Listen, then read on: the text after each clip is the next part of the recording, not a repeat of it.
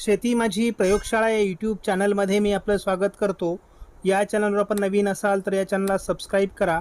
या चॅनलचे नवनवीन व्हिडिओ पाहण्यासाठी बेल आयकॉन नक्की दाबा. आपणास व्हिडिओ आवडल्यास लाईक आणि शेअर अवश्य. नमस्कार, मी डॉक्टर मच्छिंद्र बांगर महाराष्ट्रातील आणि देशातील हवामान परिस्थिती संदर्भात ताजा अंदाज देणार आहे. आपण बघतो की उत्तर भारतामध्ये WD अजून सक्रिय आहे. केरळ तामिळनाडूपासून ट्रफ देखील सक्रिय आहे. म्हणजे आपण जे जोड क्षेत्र या विभागातून अशा पद्धतीने तयार झालेलं आहे, त्यामुळे केवळ विदर्भाच्या काही भागामध्ये पावसाळी क्षेत्र आहे. बाकी महाराष्ट्रातला पाऊस उघडलेला आहे.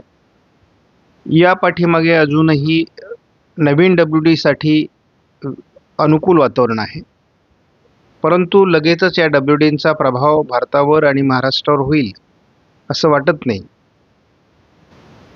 सध्या विदर्भाच्या काही भागामध्ये पावसास अनुकूल स्थिती दाखवण्यात आलेली आहे. भारतीय हवामान खात्याचा अंदाज पाहण्यापूर्वी आपल्याला एक सूचना अशी आहे की आपल्या शेती माझी प्रयोगशाळा या चॅनलच्या मेंबरशिपमध्ये मोठी वाढ झालेली आहे. जवळपास 27 लोकांनी या चॅनलची मेंबरशिप घेतलेली आहे आणि या मंडळींना देखील आपल्याला दीर्घावधीचा अंदाज देणं आवश्यक आहे. मात्र मेंबरशिप कॅन्सलेशनचा ऑप्शन असल्यामुळे आपण या मंडळींना लाईफ टाईम मेंबरशिप देऊ शकत नाहीत. ज्यांची इच्छा असेल पेड मेंबरला जॉईन व्हायचं त्यांना आम्ही जॉईन करून घेऊ. आपण भारतीय हवामान खात्याच्या अंदाजामध्ये बघतो की अजून विदर्भ मराठवाड्यामध्ये थोड्या घटना पावसाच्या घडू शकतात असा अंदाज आहे. पावसाचं वातावरण पूर्व भारताकडे सरकले, दक्षिण भारताकडे आहे.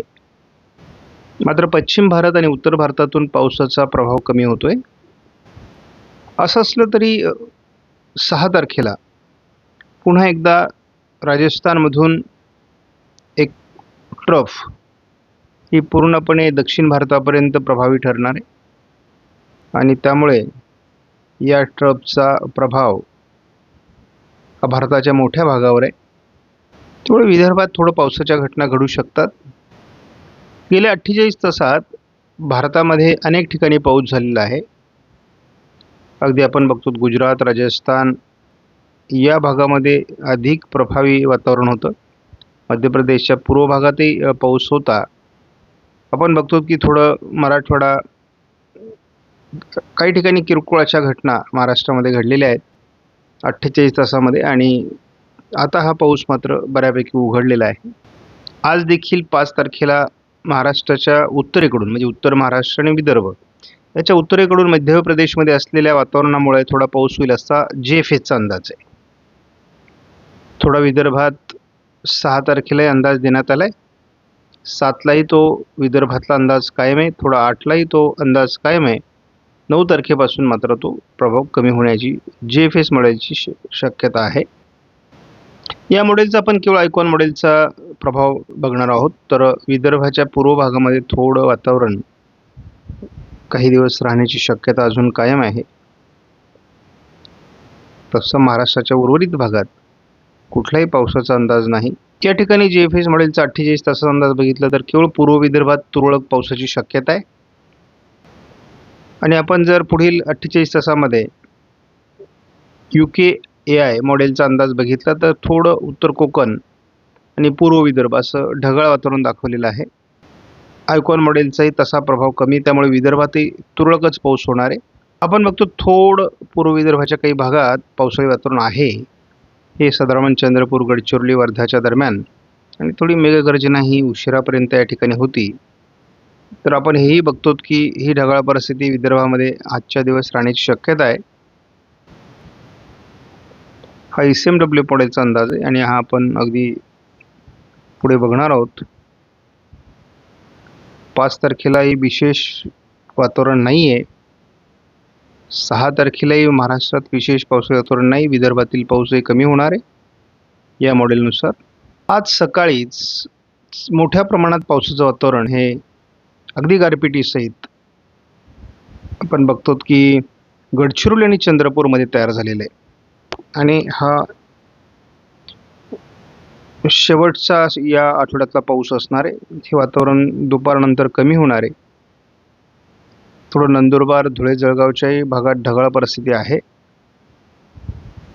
थोडं सकाळी अमरावती, नागपूर, भंडारा, गोंदियामध्ये देखील पावसास अनुकूल ढग आहेत, परंतु नंतर हे वातावरण बऱ्यापैकी कमी होणार आहे. आपण 6 तारखेला नाशिक जिल्ह्यामध्ये थोडी ढगाळ परिस्थिती बघतो, परंतु तसं पावसाचा अंदाज नाही आहे. थोडी 7 तारखेला कोकणात ढगाळ परिस्थिती वाढेल.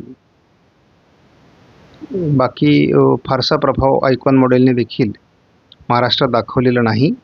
अवकाळी पावसाच्या बाबतीत असं आपण बघितलेलं आहे की ECMWF मॉडेलचा काही अंदाज अवकाळी पावसाच्या बाबतीत जुळलेला नव्हता आणि आयकॉन मॉडेलचा अंदाज जुळलेला होता. मात्र आता यदा कदाचित एप्रिल महिन्यापासून थोडा अंदाज पुन्हा ECMWF मॉडेलकडे झुकू शकतो.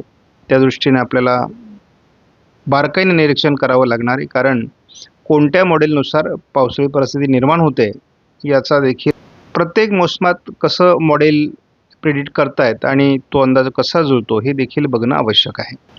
आपण 10 दिवसाच्या पेड ग्रुपमध्ये अंदाजामध्ये पुन्हा पाऊस कधी येणार या संदर्भातील अंदाज दिलेला आहे. शक्यतो आपण पेड ग्रुप जॉईन करा, जेणेकरून आपल्याला दीर्घावधीचे अंदाज समजतील. आपणास व्हिडिओमधील माहिती महत्त्वपूर्ण वाटल्यास लाईक करा, शेअर करा, चॅनलला सबस्क्राईब करा. धन्यवाद. जय हिंद, जय महाराष्ट्र, जय बैराज.